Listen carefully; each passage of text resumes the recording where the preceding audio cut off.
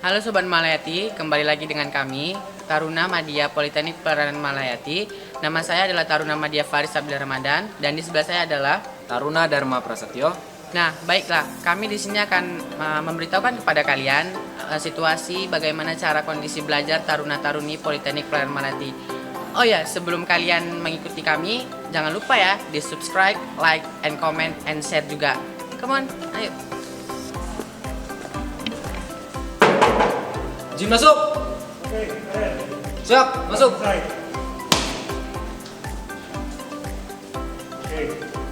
Bapak, bolehkah kami mengikuti pembelajaran Bapak di slide stabilitas ini, Pak? Oke, baik. Silakan kita mulai pagi ini for the lecture loading and unloading for the ship's operation ya. So over here we are in the ship construction and stability lab. Over here you can see the many type of cargo, many type of vessel, many type of the ship's construction. You can see over there. There are bulk carrier type, LPG type, and some construction of the rudder, propeller, and anything else. So, regarding my lecture in this morning, I would like to explain to you regarding the tanker familiarization. Yeah? So, as we know, yesterday we have learned in the liquid cargo handling simulator regarding tanker familiarization. So now you can see the layout exactly from the miniature of this tanker. Every compartment, every what we call cargo gear equipment attached on this vessel. So as we know, this is like crude carrier or product tanker, yeah, because as you know the construction, many big tank with the segregation for each tank. It's different with the chemical tanker. Chemical tanker you can find very much pipe or line on deck. But in this type, it is for crude carrier or product tanker. How can you distinguish between chemical tanker or product tanker? First, you have to observe the pipeline, and then you can check also the compartment. And for the LPG tanker, there are several have some membrane, yeah, like spare membrane, and then what we call like trapezium, yeah, there are two membrane. So this morning I just want to explain about you regarding the crude carrier tanker as we learned yesterday. So before I take you for the several explanation, all of you have some question for this lecture? Okay, Arnoldus, go ahead. Before I try to answer anything from you, try to answer this from your friend. Anybody knows about the manifold? Correct. So anything idea? Anything? You have knowledge about manifold? Anybody knows? No. Okay. Okay. The vessel regarding the cargo operation. Of course, this is the tanker type. So for transfer the cargo, main line. That is the benefit of or the function of the streaming line. Yeah? So the manifold which is connected with the shore facilities, which is connected to the loading arm or some hose depending on the shore facilities. Wherever you alongside with the jetty or the some chemical tanker port facilities, so you can check they are available loading arm or no, or by hose. If they are not available by loading arm, so you can use the ship's crane to connect or to deliver the hose which is connected to the manifold to the shore facilities. Okay. Any question or something like still string when counting out. It is called be blasting when loading. So, Okay guys, we finished learn about construction and stability from this lab, and now we will want to go into floating chart. come on guys.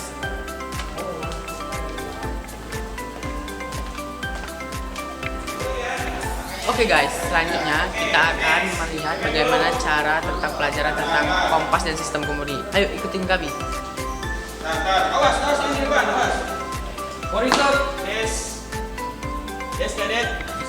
Yes. Can I join with your Lord? Okay, your friend is the study atau learn in system kompas and kemudi.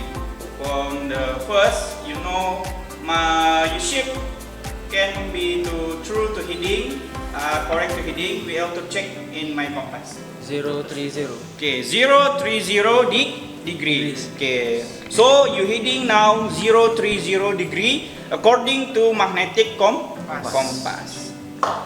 Understand? Yes. Okay sir, thank you very much for having me and my friend in here, and I say thank you. Okay, cadet. Thank you very much for the vlog my class. So you join in my class. So next time we'll to see in outdoor class. Thank you. Yes sir. Yes.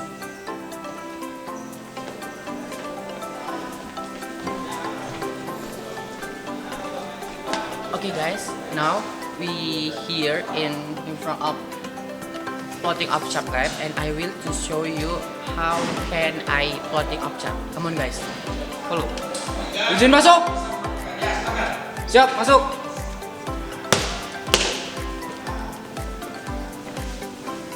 Izin Pak, bolehkah saya bergabung dengan Bapak untuk mempelajari bagaimana cara menjaga peta? Oke, jadi adik-adik semua taruna, bahwa kita sekarang sedang melaksanakan kegiatan pembelajaran praktek di lab menjangka peta. Ini untuk mempelajari materi ilmu pelayaran datar, yaitu peta. Sehingga di sini kita bagaimana tujuan utamanya adalah dapat menentukan phases planning atau rencana pelayaran. Sehingga para taruna yang belajar wajib untuk menguasai bagaimana cara membuat rencana pelayaran, salah satunya menguasai peta dengan menentukan haluan, menentukan jarak, dan menentukan posisi. Untuk lebih jelasnya, coba saya minta dari kalian sekarang taruna dulu untuk dapat menjelaskan bagaimana cara menentukan jarak. Yuk, oke, Ruli silakan. Ya, perkenalkan nama saya Taruna Ruli dari Nautik 2C. Di sini saya akan menjelaskan bagaimana cara mencari jarak dalam peta. Mohon izin bertanya Taruna Ruli. Saya ingin bertanya, ini peta daerah mana? Kemudian bagaimana cara bikin phase planning ini? Siap. Peta ini peta Pulau Bangka Pantai Timur Laut. Di sini saya akan menentukan bagaimana mencari jarak di peta ini. Pertama yang kita siapkan, kita harus membuat patokan terlebih dahulu. Contohnya saya membuat patokan 5 mil. 1, 2, 3, 4, 5.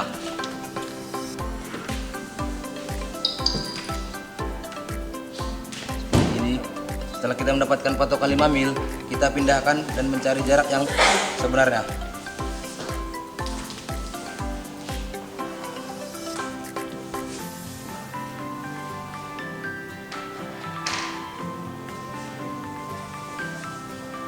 Lima, 10, 15, 20. Sisanya kita buat seperti ini. Kita tarik kembali.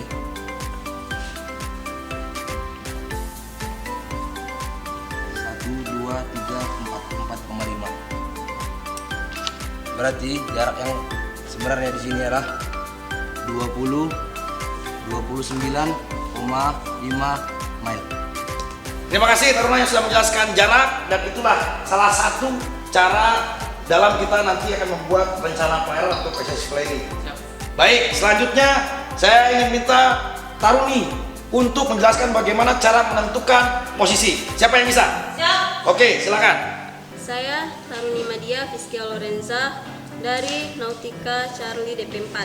Saya akan menentukan posisi. Pertama, kita akan menentukan lintangnya terlebih dahulu.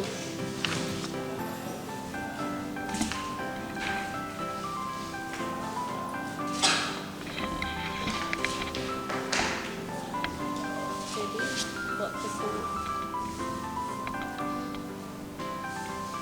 Jadi kita akan menentukan lintangnya di sini 01 derajat dan bujurnya 106 derajat.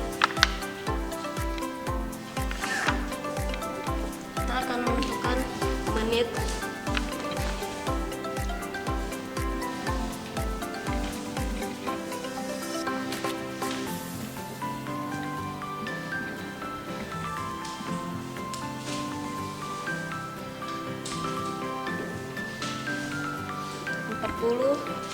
Jadi setiap satu ini 0,5. Di sini ada 45. Berarti ini jaraknya 1, berarti 46. 46 menit. Dan cara menentukan bujurnya,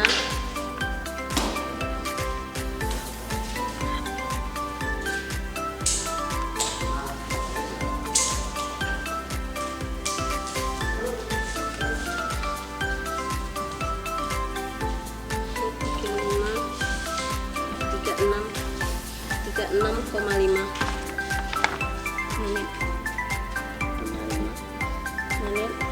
Dan untuk lintang short dan untuk bujur is.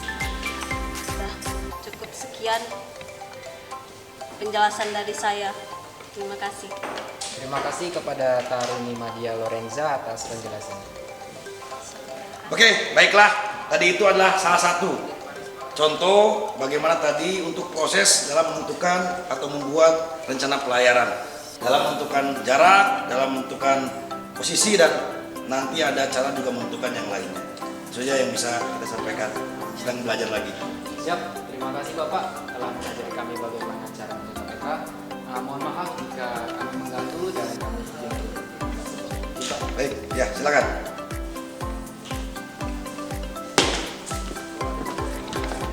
Hi guys, now me and Dharma in engine room. Engine room, this is for technical department. Okay, do you want to see what happened in engine room? Come on guys. Nah, in here, so many a part of technical department. And di dalam itu ada orang yang lagi belajar, yaitu kelas PK2A dari Taruna-Taruni Muda Poltek Pelmelati. Oke, bagaimana keseruannya? Ayo kita ikuti. May I to join with all of you to here in engine room to study? Okay, what can I do for you for this occasion? How operate this machine? Okay, I will tell you and then explain. This is a boiler, and this place is a laboratorium of. Izin masuk. Siap masuk. This is boiler. Boiler is like a tube, the pressure with the high pressure, then produce from the water into the steam, and then this is the pressure gauge. That steam, it will get the pressure is approximately until 1.6 megapascal. Okay. How to produce the steam from the water? It is water fresh water tank, and they burn into the cycle, the fire of cycle. First of all, we need to air fan be up there. And then the second one, there are a fuel pump. This is fuel line, yeah. And then the other is need to heat. So there are triangle of the fire. There are fire, there are heat, and then the oxygen, and then the last one is the fuel. We come to the steam, then we'll steam the valve will open, and then go to the other side. This is we call it superheater. Yeah. From the boiler into the superheater, there temperature is approximately 200 degrees Celsius. It's already heat, but it still have the water content approximately at least 5%. And then after that, the wet steam will burn with the superheater into the temperature is approximately 500 degrees of Celsius. After that, there are three of nozzle. Yeah, three of nozzle. Then we can change from the energy potential into the mechanical energy. After that, the heat steam with approximately 500 degrees of Celsius will turn off the shaft propeller, and then the ship will move into the forward or aft situation. Okay, is there any question of you cadets? Oke, ada pertanyaan nggak? Nah, uapnya itu sendiri, oke, silakan. Contohnya Pak, Oke. untuk menjaga kinerja boiler, kita harus mengontrol air boiler tersebut. Cara mengontrol air boiler tersebut gimana Pak? Apakah ada threshold lainnya? Kontrol air boiler yang pertama itu cuma kualitas saja ya, kualitas air boiler itu sendiri. Yang penting dia terjaga dari keasamannya, ya, pH-nya. Bahwa pH asam itu tidak boleh lebih dari 7 pH-nya. Nah, untuk air-air yang bisa dijadikan sebagai air boiler ya, air yang tidak berwarna, tidak bersedimen ya, tentunya fresh water lah ya. Nah, tapi tidak cukup hanya air tanpa campuran ya. Jadi makanya di sini ada softener nih, ada chemical untuk mencampurnya.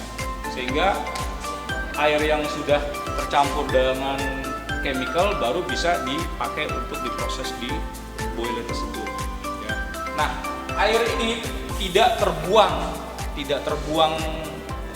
selesai, tidak, tapi dia bersirkulasi ya, bersirkulasi sesuai dengan sistemnya.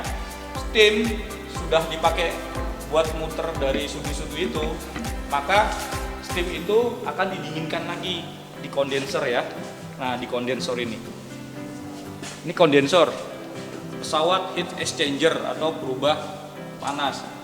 Bedanya dengan cooler, kalau cooler itu adalah medianya keluarnya air yang bertemperatur tinggi, masuknya bertemperatur tinggi, keluarnya bertemperatur rendah, tapi bentuknya masih sama-sama cair. Ya, kalau kondensor itu yang masuk ini berupa steam, masih steam ya. Ketika di kondensor didinginkan, ya, ini dengan media air lagi.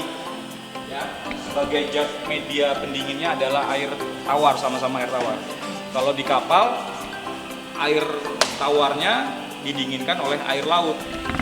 Okay, sir. Thank you for your explanation, and I'm sorry, Mr. Delta. Okay, no problem.